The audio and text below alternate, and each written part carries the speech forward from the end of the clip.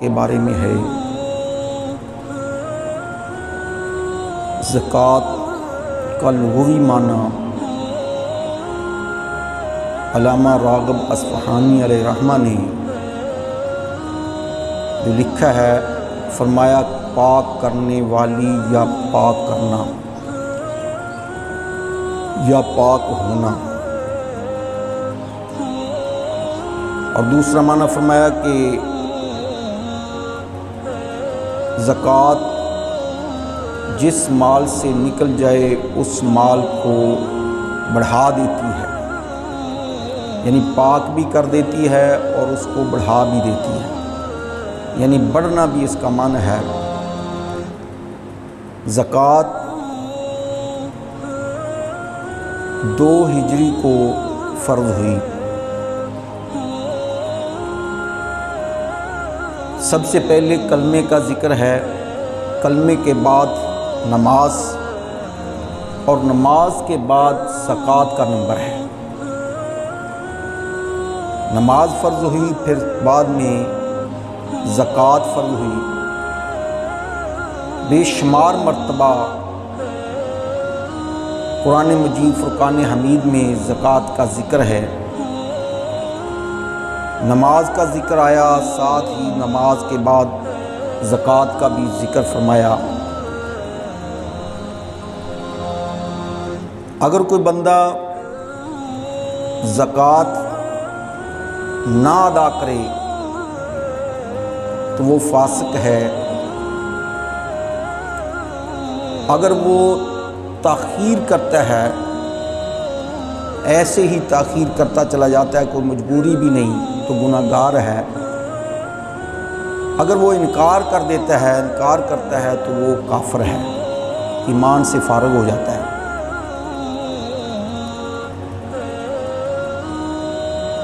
سونے اور چاندی کا جو نصاب ہے، سونا 7.5 تولے اور چاندی 52.5 تولے۔ جس کے پاس کچھ پیسے ہوں وہ چاندی کا حساب کر کے زکوٰۃ جو ہے وہ نکالے، یعنی اگر چاندی کے نصاب کو وہ رقم پہنچ رہی ہے اور اس کے اوپر سال گزر گیا ہے، تو اس مال کے اوپر زکوٰۃ جو ہے وہ فرض ہو جاتی ہے۔ زکوٰۃ ہر مسلمان بالغ، عاقل اور آزاد اور مال کے نصاب پر زکوٰۃ جو ہے وہ فرض ہے۔ اگر مسلمان نہیں تو زکوٰۃ فرض نہیں۔ بالغ نہیں ہے، مال ضرور ہے لیکن بالغ نہیں ابھی ہوا، بچہ ہے، تو اس کے اوپر زکوٰۃ فرض نہیں۔ مال ہے اس آدمی کا لیکن وہ پاگل ہے، عقل نہیں رکھتا، تو اس کے اوپر بھی زکوٰۃ فرض نہیں۔ اسی طرح غلام ہے، مال اس کا ہے، اس کو دیا ہوا ہے، لیکن ہے وہ غلام، تو غلام کے اوپر بھی زکوٰۃ فرض نہیں۔ صاحب نصاب کے اوپر زکوٰۃ فرض ہے۔ اگر صاحب نصاب نہیں، یعنی اس کے پاس اتنا مال نہیں کہ جس پر زکوٰۃ جو ہے وہ فرض ہو، تو اس ایسے آدمی پر بھی زکوٰۃ فرض نہیں ہوتی۔ مال ہے لیکن اس کے پاس نہیں ہے، کسی اور کے قبضے میں ہے۔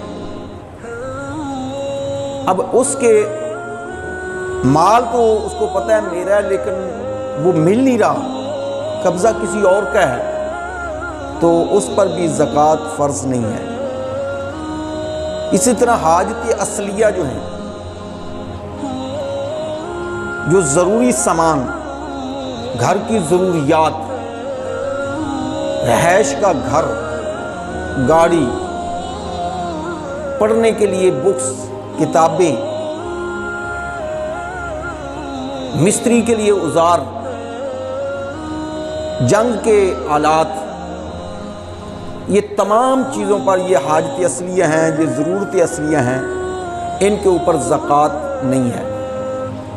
اس کے علاوہ اگر کوئی مال ہے تو اس کے اوپر زکوٰۃ فرض ہے۔ پلاٹ لے کر رکھے ہوئے ہیں اور اس کو بیچنا کی اس کی نیت ہے کہ اس کو بیچوں گا جب قیمت بڑھے گی، تو اس کے اوپر بھی زکوٰۃ ہے۔ زمین سے پیداوار جو نکلتی ہے اس کے اندر عشر ہے۔ عشر اور زکوٰۃ میں فرق نہیں ہے۔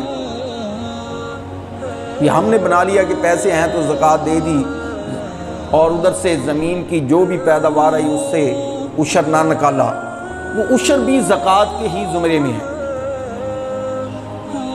لیکن اس میں یہ ہے عشر میں کہ سال نہیں گزرتا، وہ پیداوار جیسے ہوئی اس کو کاٹا تو اس میں سے عشر جو ہے وہ 20واں حصہ جو ہے وہ نکال دیا۔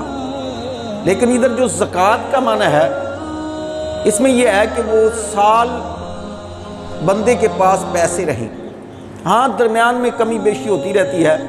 مثال کے طور پہ رمضان میں یہ اسلامی مہینے کے اعتبار سے ہے، یہ انگریزی مہینے کے اعتبار سے نہیں، اسلامی مہینوں کے اعتبار سے ہے کہ رمضان میں پہلی تاریخ کو حساب کیا کہ اس کے پاس کوئی 1 لاکھ روپیہ ہے، اور پھر سال کے اندر کوئی اتار چڑھاؤ آیا، اس نے کاروبار میں لگائے، کوئی پیسے آئے پھر چلے گئے، تو اب پھر رمضان آیا تو دیکھا کہ اس کے پاس جو ہے وہ 1.25 لاکھ روپیہ ہے یا 80,000 روپیہ ہے، تو اب 80,000 کے اوپر جو ہے وہ زکوٰۃ ہے، وہ 1.25 لاکھ کے اوپر جو ہے وہ زکوٰۃ ہے۔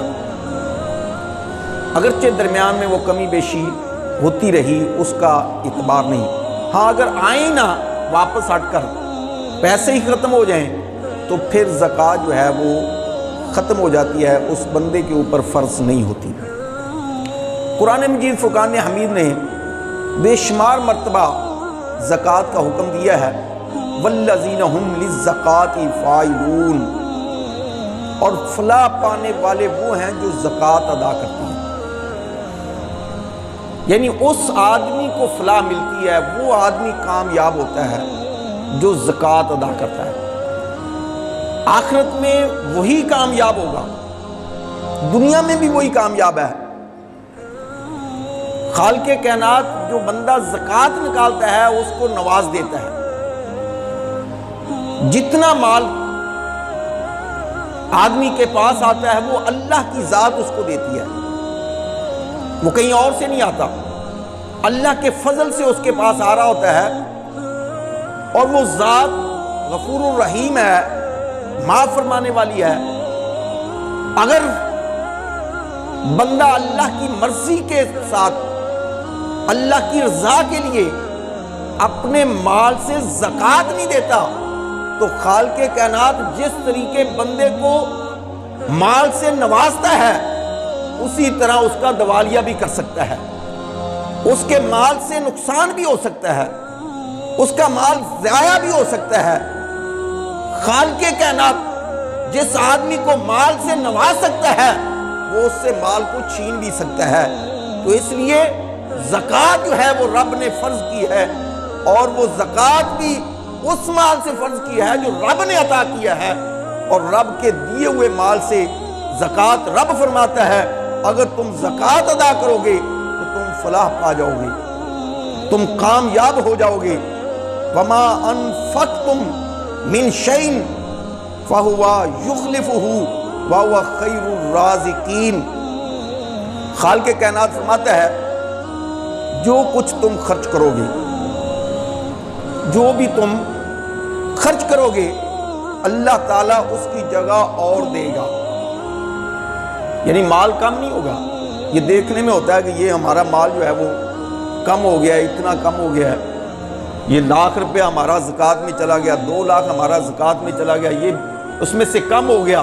یہ جو کاروبار کرنے والے دوست ہیں وہ زیادہ سوچتے ہیں کہ اتنا مال جو ہے وہ زکوٰۃ میں چلا گیا، تو اتنا اگر ہم 1 لاکھ روپیہ دکان میں ڈالیں تو مہینے کے بعد جو ہے وہ 1.25 لاکھ ہو جائے گا۔ تو اب یہ خالق کائنات نے انسان کو یہ سبق پڑھانے کے لیے فرما دیا، انسان جو کچھ بھی تم خرچ کرو گے اللہ تعالیٰ اس کی جگہ تمہیں اور عطا کر دے گا اور دے دے گا۔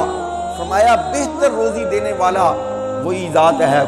اللہ عز و جل فرماتا ہے کہ سب سے بہتر روزی دینے والی وہ ذات ہے، یعنی میں ہی ہوں۔ خالق کائنات نے انسان کو بتا دیا کہ اے انسان یہ پیسہ تمہارا گھٹے گا نہیں بلکہ بڑھے گا، کل بھی روزی ہم نے دی ہے، آج بھی ہم دے رہے ہیں، اور جو آنے والا کل ہے اس میں بھی ہم نے روزی دیں گے۔ پریشان ہونے کی کیا ضرورت ہے کہ میرا مال کم ہو جائے گا؟ پہلے کون سا تیرا مال ہے؟ پہلے بھی تو میں نے ہی عطا کیا ہے، اور جب تو دے دے گا تو وہ میرے ہی مال سے دے گا، لیکن وہ مال جو ہے ہم اور بڑھا دیں گے، اس میں اور برکت ڈال دیں گے۔ تو خالق کائنات فرماتا ہے جو لوگ بخل کرتے ہیں، زکوٰۃ دینے سے بخل کرتے ہیں، زکوٰۃ ادا نہیں کرتے، اس کے ساتھ جو اللہ نے انہیں اپنے فضل سے دیا ہے اس مال سے وہ بخل کرتے ہیں، تو اللہ عز و جل فرماتا ہے وہ یہ گمان نہ کریں کہ وہ بہتر ہے بلکہ وہ برا ہے۔ وہ بہتر نہیں ہے جو مال کو بچا بچا کے رکھتے ہیں، زکوٰۃ ادا نہیں کرتے، اللہ کی طرف سے جو فرض ہے اس کو ادا نہیں کرتے، تو خالق کائنات نے فرمایا یہ نہ سمجھے کہ یہ جو ہم نے رکھ لیا ہے کل کے لیے یا آنے والی نسل کے لیے یہ ہمارے لیے بہتر ہے۔ فرمایا وہ بہتر نہیں بلکہ وہ برا ہے۔ قیامت کے روز اس کا توق بنا کر ڈالا جائے گا۔ تو اے انسان آخرت کی فکر کر، یہ دنیا 4 دن کی ہے، یہ ختم ہو جانے والی ہے، اب آخرت کی فکر کر۔ تو رب کائنات فرماتا ہے کہ یہ جو تم مال جو ہم نے دیا اس سے بخل کرتے ہو، میرے راستے میں خرچ نہیں کرتے، غریبوں فقیروں کو دیتے نہیں، زکوٰۃ نہیں نکالتے، فرمایا یہ تمہارے لیے بہتر نہیں ہے بلکہ یہ برا ہے، اور قیامت کے روز یہ توق بنا کر تمہارے گلے کے اندر ڈال دیا جائے گا۔ پیارے آقا علیہ الصلوۃ والسلام نے فرمایا قیامت، قرب قیامت لوگ زکوٰۃ کو توان سمجھیں گے، زکوٰۃ دینے کو ٹیکس توان سمجھیں گے، وہ دیں گے نہیں، کہیں گے کہ یہ تو ٹیکس ہے،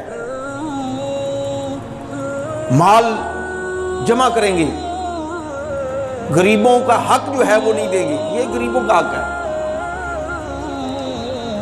یہ غریبوں کا حق ہے۔ قیامت کے دن غریب کہیں گے ہمارے حقوق جو تو نے اے مولا ان پر فرض کیے تھے انہوں نے ظلمن ہمیں نہیں دیے، ہم پر ظلم کیا، ظلمن ہمیں نہیں دیے۔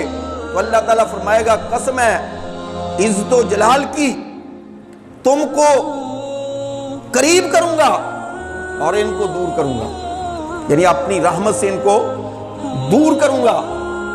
غریبوں سے فرمایا جا رہا ہے، یتیموں سے، مسکینوں سے، جن کا حق ہے ان سے فرمایا جا رہا ہے کہ اگر انہوں نے نہیں دیا تمہیں تو اللہ عز و جل فرماتا ہے میں آپ کو قریب کروں گا، یعنی اپنی رحمت کے قریب کروں گا، جنت میں داخل کروں گا اور ان کو دور کروں گا۔ تو جو بندہ اللہ کے دیے ہوئے مال سے غریبوں کا حق، یتیموں، مساکین، مسافروں کا حق ادا نہیں کرتا تو قیامت کے روز اس سے پوچھا جائے گا۔ تو پیارے آقا علیہ الصلوۃ والسلام فرماتے ہیں کہ زکوٰۃ کو لوگ توان سمجھیں گے، اور دوسری بات فرمائی کہ علم جو سیکھنے والے ہیں وہ قرب قیامت اس نظریے سے علم سیکھیں گے کہ ہم کسی کے ساتھ جھگڑیں گے، مناظرہ کریں گے، تفرقہ بازی میں پڑیں گے،